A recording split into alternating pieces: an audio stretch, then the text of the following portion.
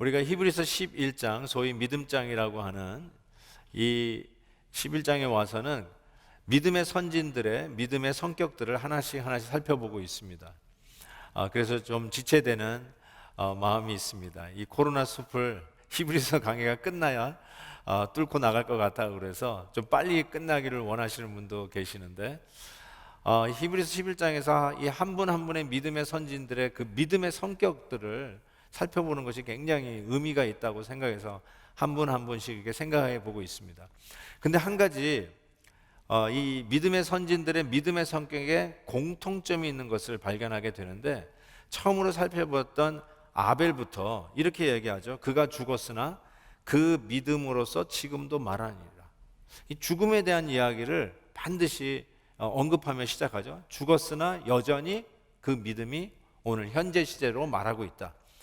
에녹도 이렇게 얘기합니다. 죽음을 보지 않고 옮겨졌으나 하나님께 나아가는 자는 하나님이 자기를 찾는 자들에게 상 주시는 이심을 믿어야 할지니라. 죽음을 보지 아니하고 하나님이 데려가신 그 에녹조차도 실은 오늘을 살 때 상 주시는 일, 그 나라에 갔을 때 상 주시는 그 하나님을 바라다보고 하나님을 기쁘시게 하는 삶을 오늘 하루하루를 살았다라고 이야기하면서 죽은 후에 상 주시는 그 하나님, 천국에서 하나님의 상을 바라고 살았다는 것을 이야기하고 있습니다. 노아는 이렇게 얘기하죠. 의의 상속자라고 하는 별명을 얻었습니다. 상속자, 죽은 후에 받는 유산을 상속이라고 하죠. 즉 노아의 믿음 역시도 죽은 후에 받는 상속, 의의 상속자라는 것을 이야기하고 있습니다.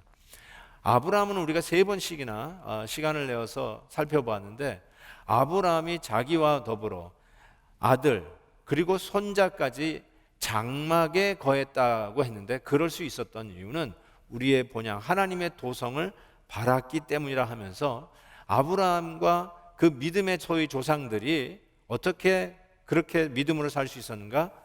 그날에 죽은 후에 하나님 앞에서 상 주시는 그 하나님을 바라고 살았기 때문이라고 이야기합니다. 이제 오늘 말씀 속에서 우리는 이삭, 야곱, 요셉 세 믿음의 족장들을 살펴볼 터인데, 이 세 사람에 대해서도 오늘 본문 말씀 보니까 그가 죽을 때에, 임종시에 하면서 죽음에 대한 이야기를 또 하고 있습니다. 그러니까 지금 처음부터 지금 오늘 이 순간까지 계속해서 이 히브리서 11장 믿음장에서는 믿음의 선진들이 죽음을 두고 그들의 믿음이 하이라이트 되고 있었다는 사실을 주목할 필요가 있습니다. 저 거기에 굉장히 중요한 메시지가 담겨 있다고 생각하는데, 첫 번째로 이삭을 한번 살펴보겠습니다.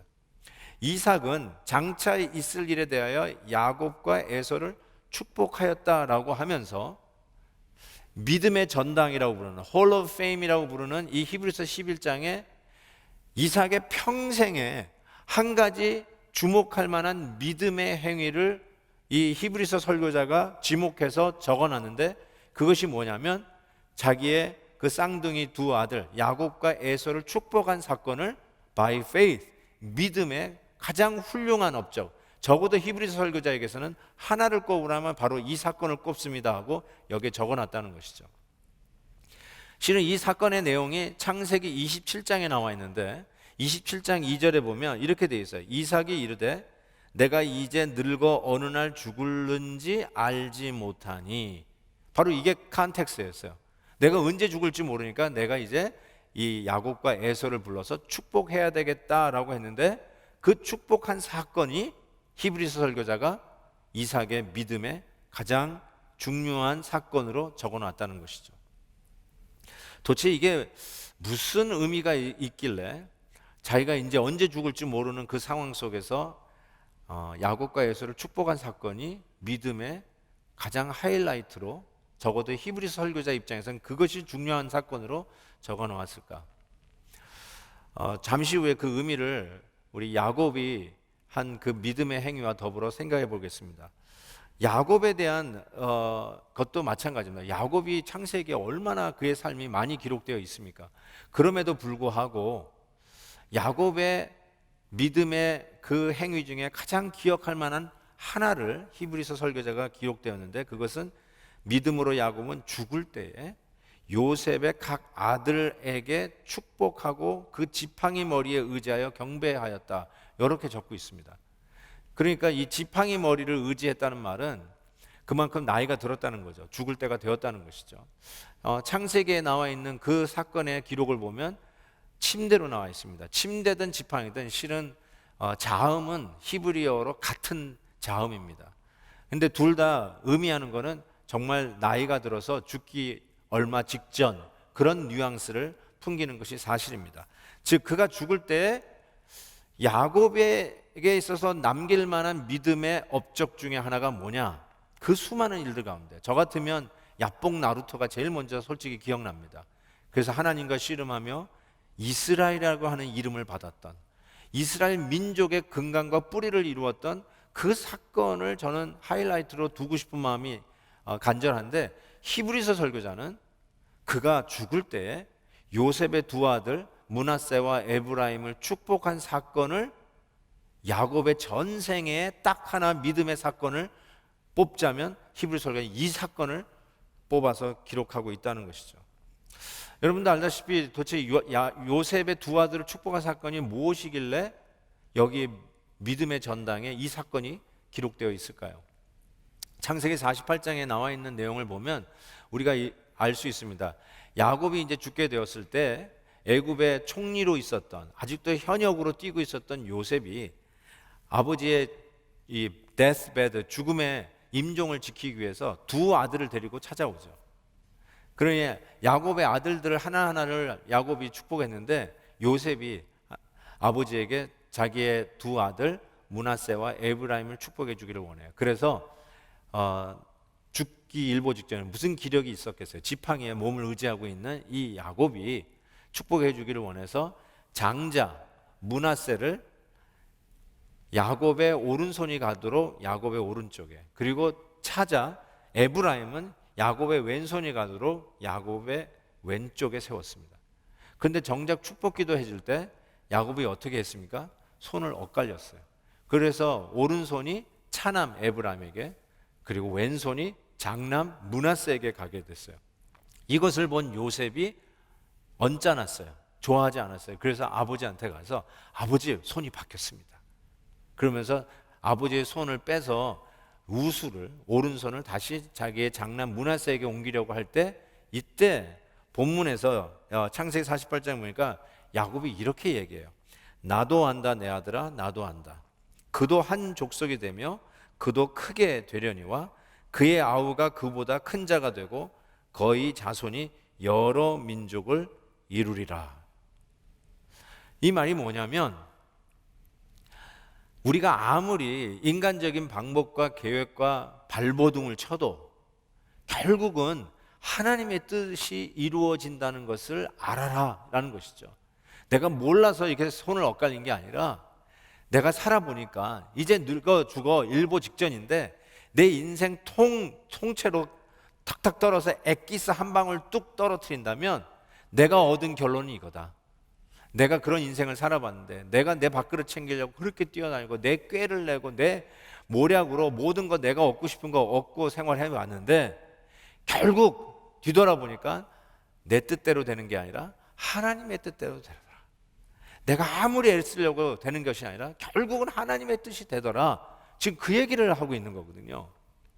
결국 이삭도, 왜 이삭이 야곱과 에서를 축복한 사건이 그에게 있어서 가장 위대한 믿음의 사건으로 기록되었을까? 이삭이야말로 장남 에서를 좋아했던 아버지 아니에요? 엄마 리브가는 차남 야곱을 좋아했고, 그런데 이삭은 분명히 알았어요.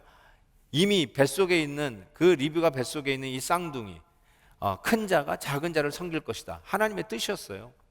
이것을 로마서 9장에서도 사도 바울이 이미 태어나기 전에 어떤 행동을 하기 전에 하나님이 정하신 뜻을 이야기하면서 인용한 것이 바로 이 쌍둥이 에서와 야곱 이야기 아닙니까? 그렇지만 이삭은 하나님의 뜻이 그런 것임에도 알고도 끝까지 축복하는 것을 미뤘어요. 그러다가 언제 죽을 줄 모르는 그 순간에 안 되겠다. 그래도 내가 원하는 내 아들, 그 아들이 사냥해서 요리해온 고기를 먹고 내가 너를 축복하겠다고 하죠. 이 이야기를 들은 리브가가 야곱에게 얘기해서 야곱이 형처럼 변장을 하고 털을 붙이고 그러면서 아버지에게 가가지고 눈이 안 보이는 아버지를 속여서 장자의 축복을 얻습니다. 사기를 당한 것이죠. 속임을 당한 것이에요. 나중에 장남 에서가 들어와서 그 사실을 알고는 아주 대노합니다. 이럴 수 없다고. 그러면서 아버지 나에게 남겨진 축복이라도 해달라고 막 이야기하는데, 여러분 그 사건 자세히 읽어보시면 이삭이 거기에 반응하지 않습니다. 자기가 속았다고 분노하지 아니하고 결국은 야곱을 축복하고 블레싱하죠. 여기에 화가 나가지고 동생을 살기등등 죽이려고 할 때 외삼촌의 집으로 야곱이 피신할 때 이삭이 축복하지 않습니까? 제가 왜 이 말씀을 드리냐면 이삭의 입장에서도 결국은 자기가 원하고 자기 뜻대로 큰아들을 축복하려고 했는데, 그리고 큰아들을 축복했다고 생각했는데 나중에 알고 보니까 속았구나가 아니라 이렇게 해서라도 하나님은 이 큰 자가 작은 자를 섬긴다는 하나님의 뜻을 이루고야 마시는구나, 하나님의 뜻이 이루어지는구나, 이거를 인정하고 축복해줬던 그 이삭의 행위를 가장 그의 삶의 위대한 믿음의 행위로 히브리 설교자가 적고 있듯이, 그리고 그 뒤를 이은 야곱도 자기가 차남이지만 자기가 그 수혜자 아니겠어요? 결국은 하나님의 뜻이 이루어지더라.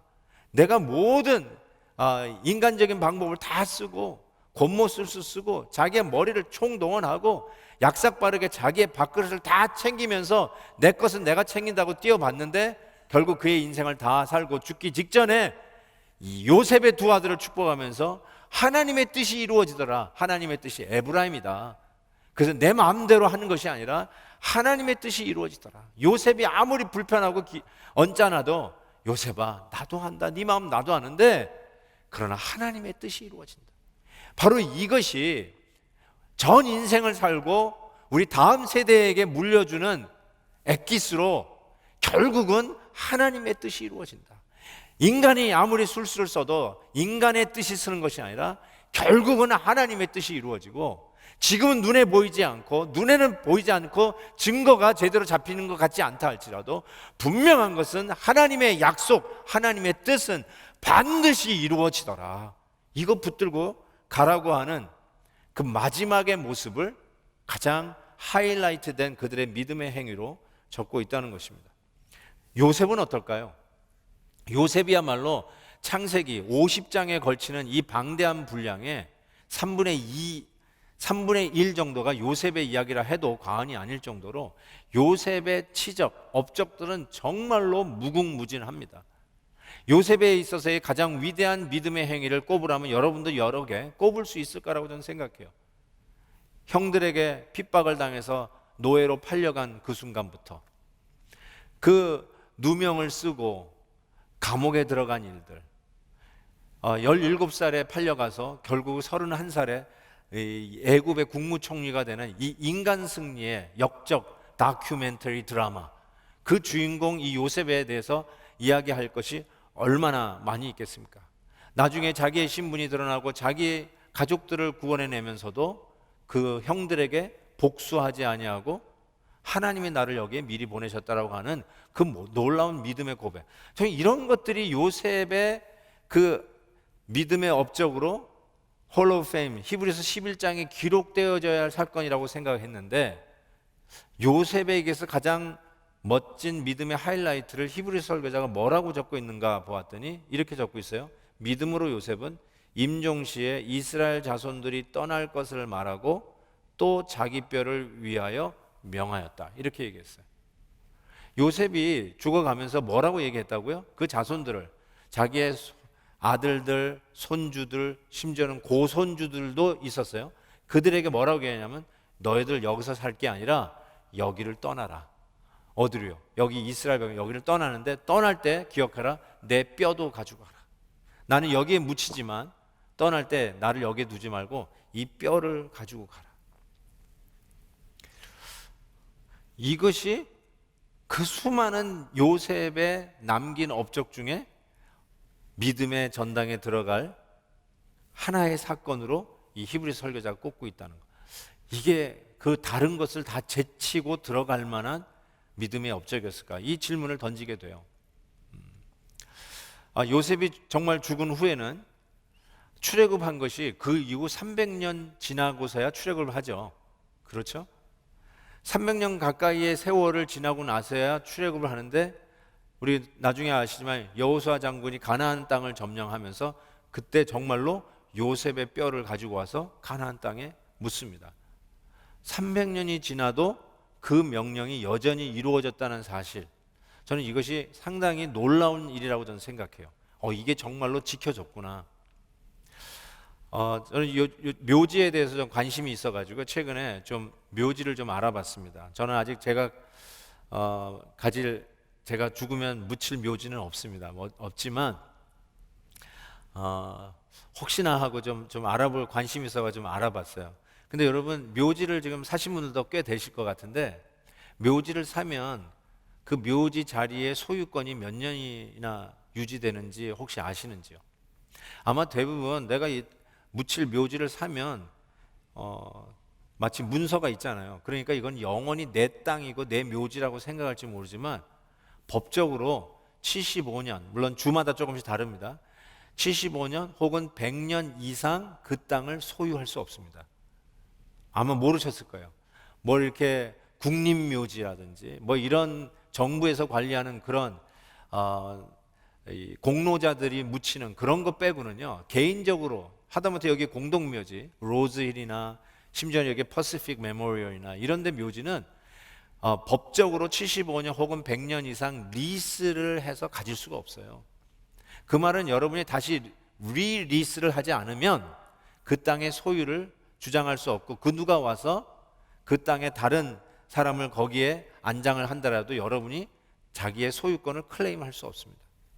좀 억울하다는 생각을 드는데, practically speaking, 여러분이 묻히고 나서 75년이 지난 후에 여러분의 묘지에, 그러니까 이게 우리 할아버지, 우리 증조 할아버지, 뭐 우리 할머니의 땅입니다 라고 주장할 후손이 없다는 것이죠.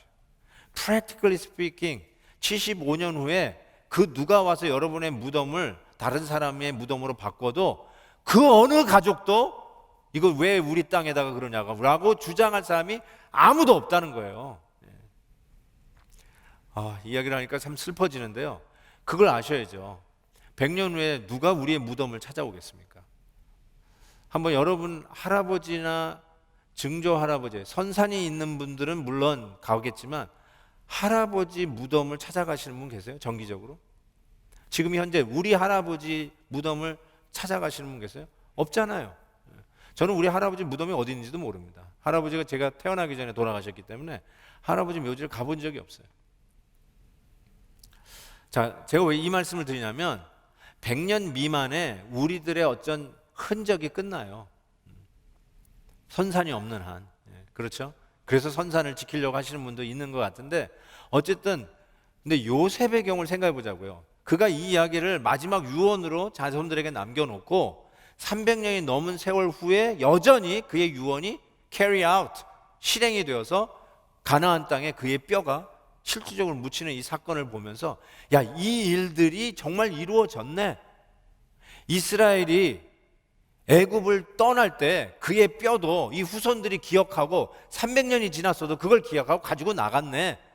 이것이 엄청난 믿음의 전달, 믿음의 레가시가 이스라엘 백성들에게 계속 흐르고 있었다는 사실을 반증하고 있는데, 이것이 요셉의 공적, 믿음의 아주 중요한, 어쩌면 최고의 공적이라고 해도 틀리지 않을 바로 믿음의 성격으로 지금 이 히브리 설교자가 설명하고 있다는 것입니다. 솔직히 요셉이 그냥 이 이집트에, 애굽에 이민을 가서 우리처럼 내추럴라이즈 해가지고 시리즌을 받은 사람이 아니잖아요. 나라를 위기에서 건진 나라 공로자예요. 그리고 다른 사람도 아니고 국무총리까지 된 사람 아닙니까? 그리고 그는 계속해서 그 자리를 지켰어요. 나라를 살릴 것뿐만 아니라 그 주위의 백성들도 살려서 자기의 민족, 야곱의 가족들까지도 다 살려내는 그런 공로자예요. 그러니까 마음만 먹으면 이집트에 가면 지금도 여러분들이 구경하는 게 뭐죠? 이집트에 가서 뭘 구경합니까? 피라미드, 무덤이에요. 지금도 우리가 보는 게 무덤이에요. 그러니까 무덤 문화가 너무나 잘 돼 있었죠. 그래서 미라, 이 대영제국 박물관 봐도 다 미라를 보고 오지 않습니까? 그러니까 마음만 원하면 나라의 공로자인 그리고 최고 국무총리까지 지냈던 이 요셉이 마음만 먹으면 그 피라미드 하나 들어가지 않을 수 있었을까? 들어갈 수 있지 않았을까? 그런 생각이 들어요. 이 북이 영화 애굽의 그 최고의 권위를 누리는 그 자리에서 얼마든지 자기의 후손들이 그거를 누리고 살 수 있도록 할 수 있었을 텐데, 그가 마지막 죽을 때 남긴 유언이 뭐예요? 여기서 사는 게 아니다. 여기가 네가 살 곳이 아니다. 우린 여기를 떠날 것이다. 반드시 떠나는데 나를 뭐 피라미드에 묻어있는 내 뼈를 가지고 도구를 해가지고 가져가는 뜻이 아니라, 난 그런 피라미드가 아니라 내가 죽었을 때 내 뼈를 가지고 가라. 내가 묻힐 곳은 하나님의 약속의 땅, 가나안 땅이다. 가만히 생각해 보니까요, 아브라함, 이삭, 야곱, 요셉까지 그 누구도 가나안 땅을 보지 못했어요. 보지 못했다기보다 차지하지 못했어요.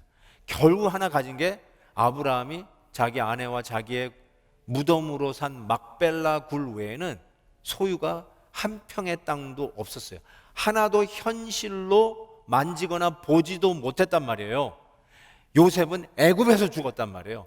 죽어가면서 평생 하나님의 약속을 믿고 하나님이 주실 것이다, 우리가 그 땅에서 살 것이라는 것을 믿고 왔는데, 죽을 때 할 수 있는 말이 그거 아니에요. 내가 평생에 이 약속 믿고 살았는데 여전히 손에 보이지 않는다, 손에 잡히지 않는다, 눈에 보이지 않는다.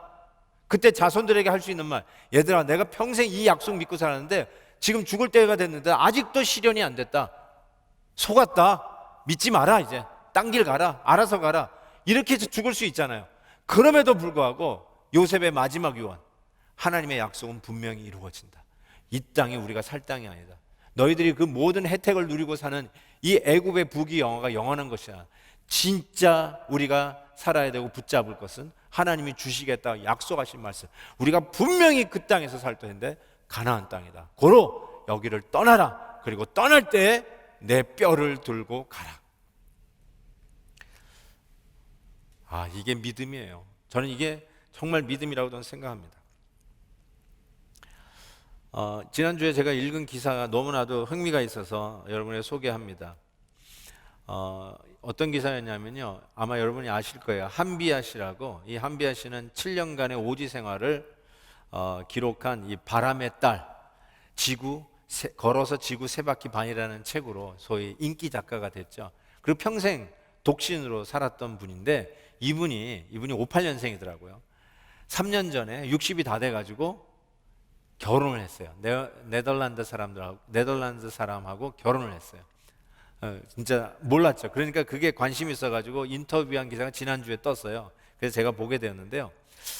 인터뷰 기사를 읽다 보니까 이 한비아 씨가 유언에 대해서 얘기하는 거예요. 그래서 그게 제 마음에 와닿아서 여러분에게 그 앞부분을 좀 소개할게요. 인간은 모두 왕복 티켓을 갖고 이 세상에 왔다고 생각해요. 티켓에 돌아갈 날이 안 찍혀 있을 뿐 누구나 돌아가야 하는 건 명백한 사실이에요. 유언장을 쓰고 죽음을 기다린다는 게 아니에요. 한정된 삶을 어떻게 의미 있게 살 건지 진지하게 생각하자는 거예요. 여기까지 생각할게요. 참 이 말씀을 이렇게 생각하다가 이 한비아 씨의 이 말이 참 마음에 와닿았어요. 우리도 늘 하잖아요. 왕복 티켓. 잘 왔으니 잘 가야죠. 우리의 본향이 돌아갈, 우리는 왕복 티켓. 우리는 때로는 한국 갔다 오면서 왕복 티켓을 사가지고 한국에 나가잖아요. 근데 한국에서 얼마나 체류할지 몰라가지고 돌아오는 티켓은 오픈 티켓으로 할 때가 있잖아요. 돌아오는 날짜가 찍혀지지 않은 오픈 왕복 티켓. 그거 우리가 한국 다녀오면서 자주 가지고 쓰는 건데, 실은 우리가 가만히 생각해 보니까 우리가 이 땅에 살면서 돌아갈 우리의 본향이 있길래 우리는 마치 왕복 티켓을 들고 오늘을 살아가는 사람인데, 이 말이 왕복 티켓이니까 죽을 날만 바라고 살아간다는 뜻이 아니라 바로 이 왕복 티켓을, 돌아갈 티켓을 가지고 있기에 오늘 하루를 진지하게 살게 주었다는 이 말이 정말로 마음에 와닿고, 실은 이게 굉장히 기독교적인 가치관입니다. 그래서 골로새서 3장에서도 보면 우리 성도들은 어떻게 살아야 되는가? 위의 것을 찾으며 위의 것을 바라보고 살라고 격려하고 있지 않습니까? 그 말이 마치 그 이단 다미 선교회 같이 너의 가정을 다 버리고 직장 다 버리고 그냥 산 위에 올라가서 예수님 오실 날만 기다리고 살아라, 그렇게 살라는 뜻이 아니죠. 가장 이 세상에서 사는 시민들로서 왕복 티켓을 받은 우리 성도들은 오늘을 가장 멋지게 그 시리즌으로 살아가는 자들이다. 오늘을 가장 값지게 진지하게 살아가고 가장 현실적으로 살아갈 수 있는 자들이 왕복 티켓을 가지고 돌아갈 본향이 있는 걸 알고 오늘 하루를 진지하게 살아가는 이 자세 말이에요. 이거를 한비아 씨가 얘기해서 제가 깜짝 놀랐다니까요. 그러면서 자기는 자기 묘의 묘비명을 이미 정해놨대요. 그러면서 묘비명을 이렇게 소개하는데 한번 보세요. 몽땅 쓰고 가다. 재능도 사랑도 에너지도 장점도 단점도 몽땅. 너무 멋져요. 이 카피라이트이 있어서 내 묘비에 이걸 써보고 싶어도 이게 쓸 수 있을지 모르겠는데, 실은 조지 위필드 목사님이 이런 유언적인 말을 남겼죠. 나는 녹슬어 사라지기보단 달아서 사라지겠다. 훨씬 더 멋진 말이긴 하지만 그것을 적나라하게 표현한 게 저 한비아 씨의 묘비명 아니에요? 뭐예요? 성도로서 나는 이 땅에서 저 천국 왕복 티켓을 가지고 살아가는 자로서 오늘 나의 삶 속에 최선을 다하면서 몽땅 다 쓰고 가겠다. 하나님이 나에게 주신 재능, 하나님이 나에게 주신 은사, 하나님이 나에게 주신 건강, 하나님이 나에게 주신 에너지, 심지어는 장점이나 혹은 내가 이 땅에 살면서 받았던 상처, 단점, 약점, 이것조차도 낭비하지 아니하고 주님의 나라를 위해서 왕복 티켓을 쓰는 그날까지 오늘을 가장 긍정적이고 가장 현실적이고 가장 하나님의 뜻에 서서 최선을 다하는 그 시리즌 오브 크리스천 라이프, 성도로서 가장 최선의 베스트 시민으로 오늘 이 삶을 살겠다. 몽땅 다 쓰고 가겠다. 너무 멋져요. 너무 멋져요. 이게 바로 크리스천의 가치관이 아니겠습니까? 저는 그런 의미에서 우리와 같은 삶을 살아갈 수밖에 없는 가치관이 왕복 티켓, 저 천국을 찾고 바라고 살아가는 성도들에게 주어진 삶이라고 생각해요. 바로 이것이 우리가 왜 이 히브리서 설교자가 믿음의 선진들의 마지막을 계속해서 조명하고 있느냐, 그리고 왜 그들의 믿음의 하이라이트가 죽을 때 임종시에 유언을 남기면서 드러나게 되는가? 인생의 엑기스 짜고 했을 때 마지막 뚝 떨어지는 그 한 방울, 우리 자손들에게 남겨줄, 대대손손 남겨줄 이 멋진 유산이 무엇이냐? 우리는 왕복 티켓을 가지고 살아가는 자들이다. 저 천국을 바라고 찾으며 오늘을 가장 긍정적으로 살아가는 자들, 하나님이 주신 모든 것을 다 최선을 다해서 쓰고 천국에 입성할 자들이라는 거, 이거 가르쳐 주는 거 아니겠어요? 너무 멋진 것 같아요. 그런 의미에서 유언이라는 말은 다음 세대를 염두에 둘 수밖에 없다는 사실을 우리는 기억해야 합니다. 다음 세대에 대한 배려, 다음 세대에 대한 관심이 우리의 유언에 묻어나게 되어 있습니다. 그런 차원에서 우리 개인적으로도 우리 자손들에게 남겨야 할 유언이 있어야 되고, 교회적으로도 아직 1세대라고 할 수 있죠. 우리가 내년에 우리 교회 45주년이 되겠는데, 한 세대가 가고 또 다음 세대가 오는 바로 이 트랜지션에 우리가 다음 세대를 향하여 남겨놓을 유언과 같은 이 믿음의 재산이 우리에게 있어야 된다는 생각해요. 그래서 우리 교회 학교가 잘 돼야 되고요, 우리 EM이 정말로 잘 돼야 됩니다. 우리 부모님들이 자녀 교육 때문에 미국 왔자고 다 이구동성을 얘기하지 않습니까? 왜 미국에서 삽니까? 좀 더 나은 조건과 환경을 찾기 위해서 이주도 하고 이민도 가는 거 충분히 이해합니다. 그러나 우리 부모님들 세대에 열이면 열, 한결같이 이구동성을 하셨던 말씀이 뭐예요? 우리 자녀 교육을 위해서 왔습니다. 한국의 터전 다 버리고 이곳에서 개척하는 그 고상을 무릅쓰고 이 땅에 와서 영어도 잘 안 되지만 무릅쓰고 하드 레이버, 블루 레이버를 하면서 이 땅에서 우리가 정착했던 이유가 우리 자녀들을 위해서 했다라고 다 말씀하지 않습니까? 그런데 우리 자녀들을 정말 프로페셔널 공부도 하고 정말 이제는 1등 시민으로 잘 살고 있는데 정작 우리의 자녀들이 믿음을 떠나고 내가 섬기는 교회를 떠나고 우리 교회 EM에 정작 우리의 자녀들은 없고, 그러면 이게 뭘까라는 생각을 저는 해보게 돼요. 손인식 목사님의 아들 팀 집사님이 우리 EM의 집사님이세요. 우리 딸 장녀 우리 캐라가 우리 EM 집사니에요. 그래서 그나마 감사하고요, 그나마 이 말씀을 드립니다. 정말 우리의 자녀들이 우리 다음 세대의 우리 베델 교회를 이끌어갈 믿음의 역군들이 돼야 되지 않겠습니까? 그래서 우리 부모님들이 우리 자녀들에게 남겨야 할 유언이 얼마나 중요하고 우리 자녀들에게 남겨야 할 유산이 재물이 아니라 믿음의 유산이 얼마나 중요한지를 지금 이 히브리서 11장 처음부터 지금까지 계속해서 이 히브리 설교자가 우리가 남겨야 할 유언이 무엇이냐, 우리가 죽을 때 임종시에 우리 자녀들에게 남겨야 할 무언이 무엇이냐, 가장 우리의 인생을 통틀어서 하나님 앞에 살다 이제 각이 되었는데 너희들에게 남겨줄 마지막 유언 한마디가 있는데 바로 살아보니 이거더라 라고 남겨줄 것이 무엇입니까? 가장 소중한 유언이 무엇입니까? 하나님의 뜻대로 되더라. 인간의 노력 가지고 되는 게 아니더라. 네가 아무리 잘 되려고 해도 결국 하나님께서 긍휼하심을 여기고 길을 열어주셔야 되는 것이고, 정말로 중요한 거는 재산을 얼마나 가지고 있는 것이 아니라 애굽의 그 부귀 영화를 누리고 사는 것이 너희들에게 내가 남겨놓은 유산이라고 하는 것이 아니라 이거를 떠나라, 하나님의 약속의 땅으로 가라, 그리고 내 뼈도 반드시 가지고 가라.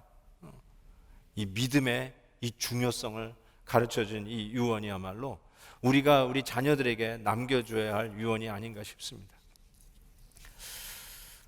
한 가지 주목할 것은 요셉이 이렇게 얘기했어요. 너희는 여기를 떠나라 라고 하잖아요.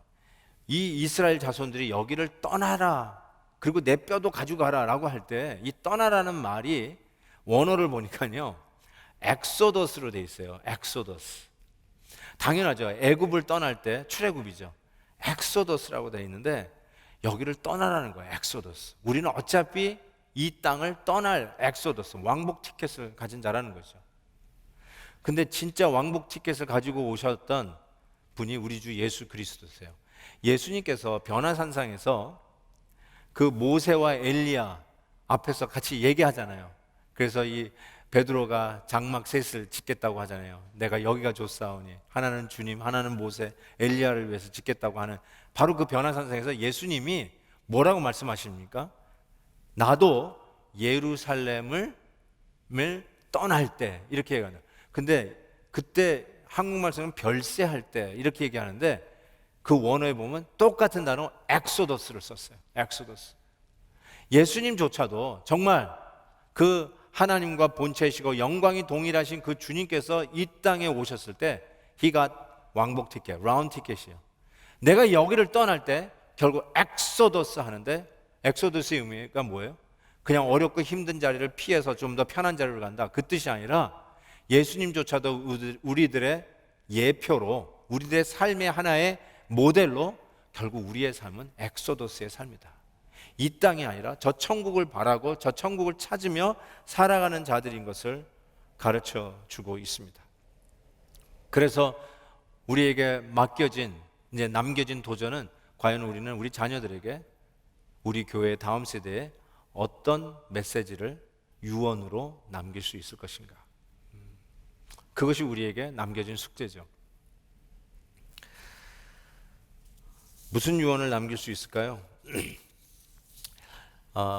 Empress of Ireland라고 하는 배가 있었어요. 1902년인가 3년에 이것이 침몰하게 되었는데, 그 당시 그 배에 그 구세군 오피서들, 구세군은 이 크리스천들이 계급이 있잖아요.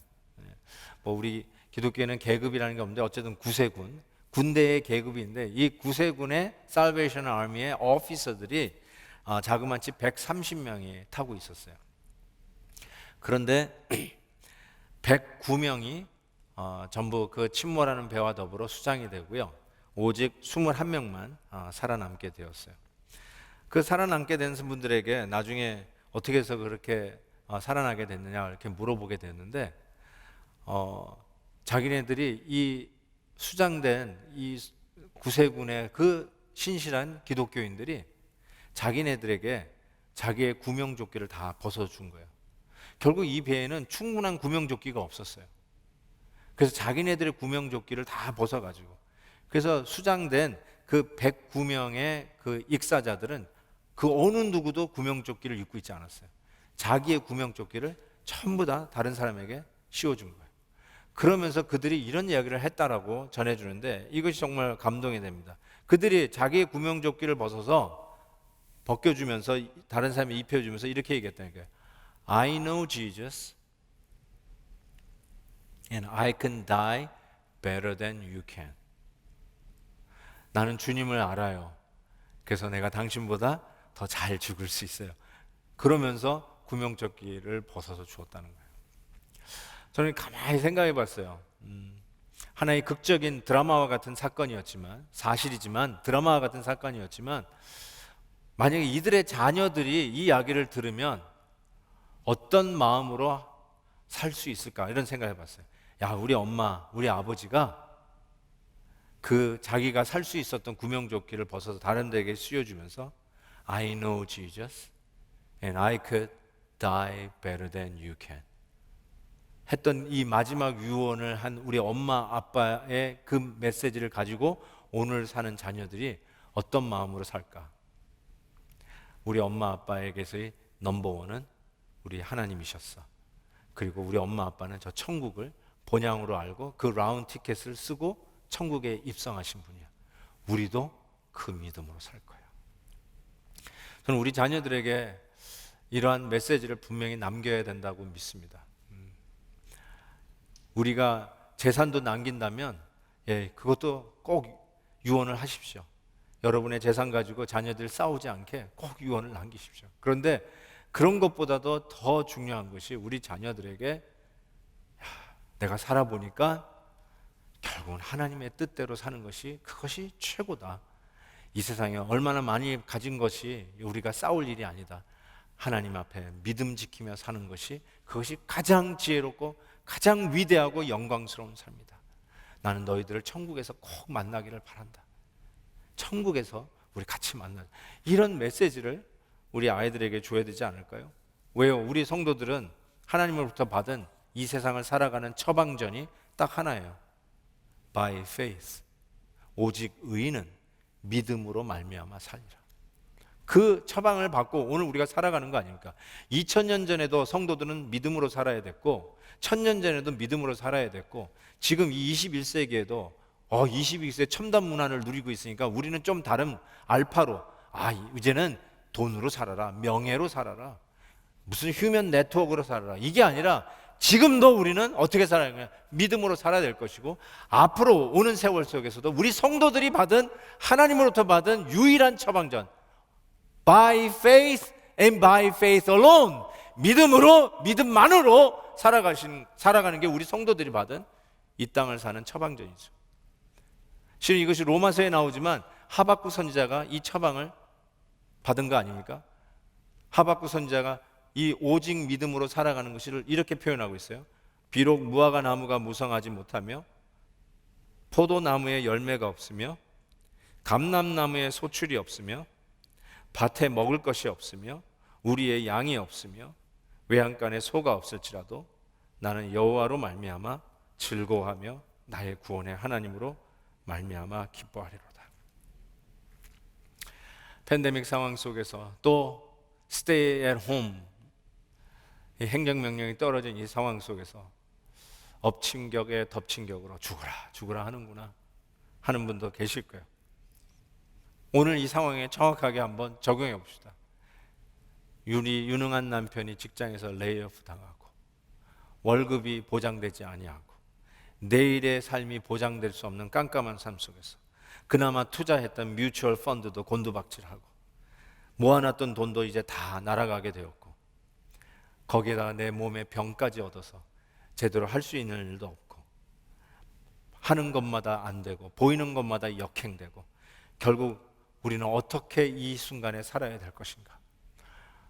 하박국 선지자는 오직 믿음으로, 오직 믿음, 그런 것이 없다 할지라도 여호와로 말미암아 즐거워하고 나의 구원의 하나님으로 말미암아 기뻐하리로다.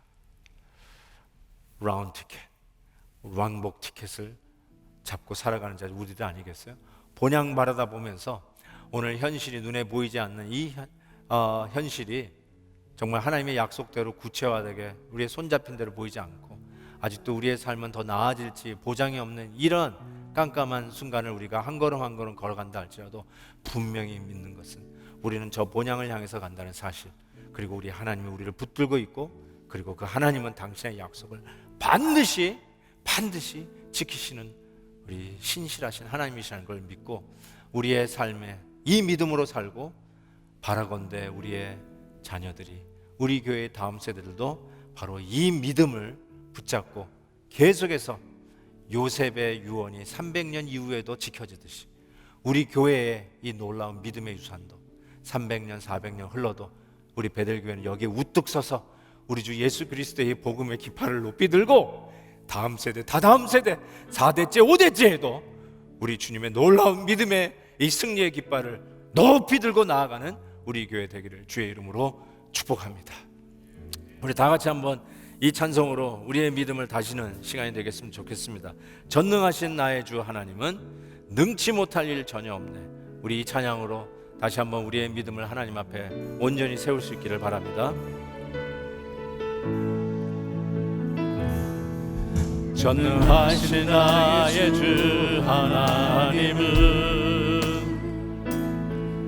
능치 못하실 일 전혀 없네.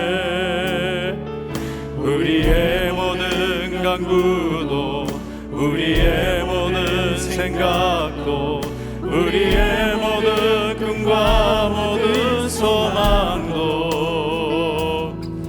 신실하신 나의 주 하나님은 우리의 모든 괴로움 바꿀 수 있네. 불가능한 일 행하시고 죽은 자를 일으키시니 그를 이길 자 아무도 없네. 주의 말씀 의지하여 깊은 곳에 금을 던져 오늘 그가 놀라운 일을 이루시는 것 보라. 주의 말씀 의지하여 믿음으로 금을 던져 믿는 자에게 능치 못하옵네.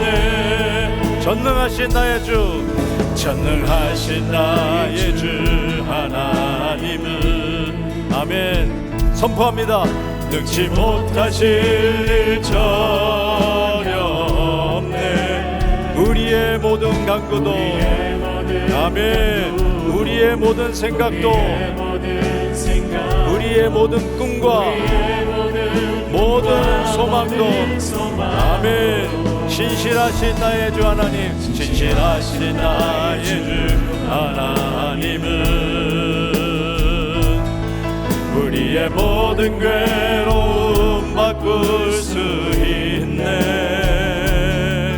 불가능한 일 행하시고 아멘. 죽은 자를 일으키시니 아멘.